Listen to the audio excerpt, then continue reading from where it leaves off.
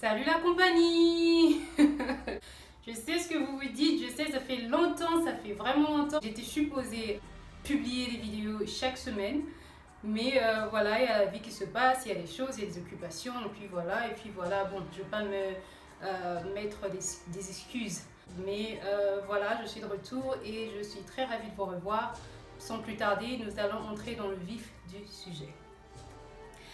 Alors, aujourd'hui, cette vidéo va être un tout petit peu plus particulière que d'habitude. La dernière fois, j'ai parlé d'une série de vidéos que j'étais en train de faire, ou de préparer en tout cas pour vous, pour plus savoir où me situer en termes de content, quel genre de vidéos j'allais mettre, quel genre de vidéos j'allais plus aborder sur ma chaîne.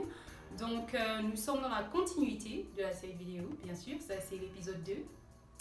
Donc pour cette série ou cette deuxième série de vidéos, j'avais choisi un thème un peu particulier. Le thème sera un peu sur les crimes, les histoires de crimes et de meurtres plus courantes. Et aujourd'hui, j'aimerais parler d'un événement. Bon, j'appelle ça un événement parce que c'est quelque chose de déjà très rare. J'ai jugé bon de l'aborder aujourd'hui parce que voilà, c'est sur le point de se passer.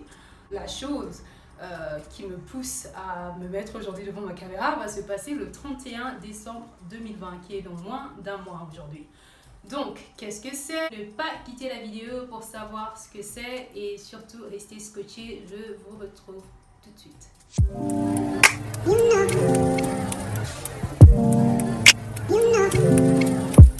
Alors, de quoi s'agit-il? L'événement et le film ambiancé. Je ne sais pas si vous avez déjà entendu parler de ce film, mais en tout cas, les gens en parlent déjà depuis quelques temps. Donc, j'ai voulu en parler aujourd'hui parce que ce film est un peu particulier. C'est vrai qu'on a l'habitude d'entendre parler ou de voir, de suivre des films d'horreur d'ailleurs, mais ce film, il n'est pas juste un film d'horreur normal, au fait. Bon, normal entre guillemets. C'est pas vraiment un film d'horreur comme on en a l'habitude. Alors, qu'est-ce que c'est? Avant de parler du visuel du film, j'aimerais d'abord parler de l'auteur. Qui est l'auteur de ce film aussi étrange?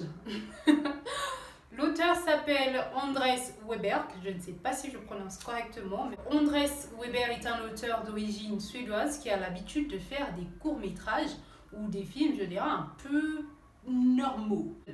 La raison pour laquelle il a créé ce film, c'était au fait pour célébrer sa retraite. Par ce film, il a voulu dire au revoir au monde du cinéma ou au monde de la réalisation. En tout cas, bon, on ne juge pas, c'est sa façon à lui de dire au revoir ou de dire adieu à son métier qu'il a aimé et chéri, je suppose. La deuxième raison qui a poussé le réalisateur à réaliser ce film, c'était suite à la mort de son fils en 2014. Donc, selon le réalisateur, ce film est un hommage pour son fils qui est tragiquement décédé dans des circonstances inconnues ou qui n'ont pas été spécifiées pendant que je faisais mes recherches personnelles. Je ne saurais vous dire pourquoi est-ce que le fils est mort, mais aujourd'hui on parlera beaucoup plus du film. Donc, le trait de particularité qu'a ce film, c'est d'abord la durée de ce film qui est de 720 heures, soit tout un mois, et aussi le moment de la sortie du film, parce que on va pas trop se mentir que 2020 n'a pas été une super année. Bon, ça a été quand même chaotique, il faut qu'on se l'avoue. Le moment de la sortie du film n'est pas très favorable pour le réalisateur, à moins qu'il le fasse exprès. Déjà, il y a eu 2 bandes annonces du film. La première bande annonce qui est sortie en 2014, d'une durée de 72 minutes, désolé, d'une durée de 72 minutes. Le gars, il a un truc avec 72, je crois que c'est d'ailleurs un chiffre codé pour lui. Je ne sais pas trop ce qui s'est passé avec les 72 parce que la première bande annonce qui a duré 72 minutes, c'est passé en 2014, est sorti en 2014. La deuxième bande-annonce qui est sortie en 2016, qui a été d'une durée de 7 heures et 20 minutes. Donc le gars, il a vraiment un truc avec le chiffre 7 et 20. Je ne sais pas ce que ça veut dire pour lui. Et voilà le film lui-même qui va s'étendre sur une durée de 720 heures. Bon, il faut avouer que ce chiffre, il est un peu particulier pour le monsieur. Donc il reste à savoir pourquoi. Voilà, ça c'est... Ce sont les particularités de ce film. ambiancé. Ce n'est pas ambiance, il faut que je précise, c'est ambiancé avec un accent aigu. Maintenant, parlons du visuel du film. Bon, premier élément, c'est qu'il n'y a pas de synopsis dans le film, c'est-à-dire il n'y a pas de résumé, il n'y a pas d'histoire derrière le film. On ne sait pas trop de quoi l'histoire ou le film parle, en tout cas. Il s'agit juste de deux personnes qui font des mouvements ou des chorégraphies assez, je dirais, chelous, on va pas se mentir, assez bizarres quand même. Et ils font des rituels, des sacrifices, il y a du sang, il y a des pancartes ou des images qui soulèvent comme ça, qui montent la tête d'un bouc. Il y a même un moment dans la bande-annonce où les deux acteurs du film prenaient des pierres et il l'encadrait, je ne sais pas si je dirais il l'encadrait ou l'arrangeait autour d'une tombe. Je ne sais pas trop comment l'expliquer, déjà que l'image est quand même très floue.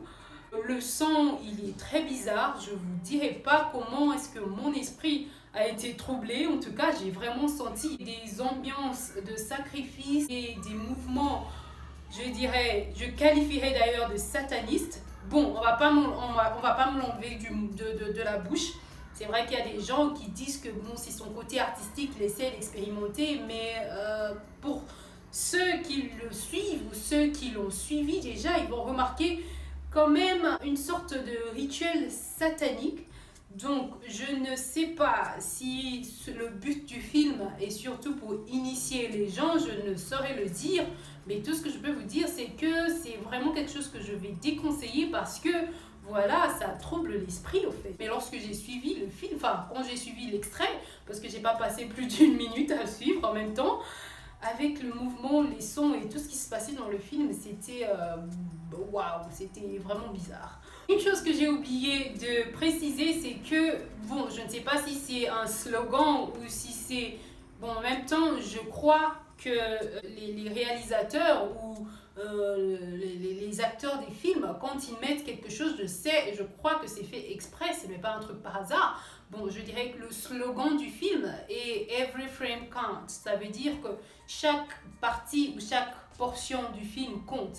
C'est-à-dire que selon le réalisateur ou selon le mouvement du film en tout cas, il faut suivre le film dans son entièreté. Je ne sais pas pourquoi, encore, je pense personnellement que c'est un truc des ritualistes, des gens qui font des rituels pour un but précis.